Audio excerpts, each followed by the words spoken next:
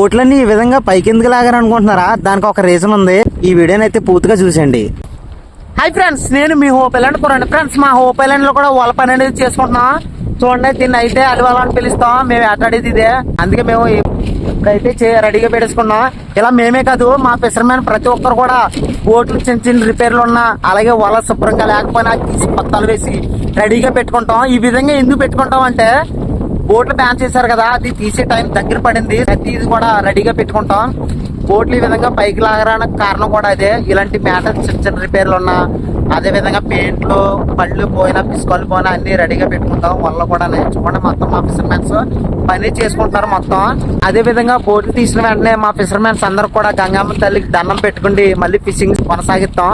ఇది ఫ్రెండ్స్ మా fishermens life. మరి మా ఫిషర్మెన్స్ కోసం మీరు ఏమనుకుంటున్నారు ఖచ్చితంగా కామెంట్ చేయండి. సో ఇటువంటి మంచి మంచి వీడియోల కోసం హోప్ ఐలాండ్ కుర్రాడికి ఫాలో చేయండి. టాటా.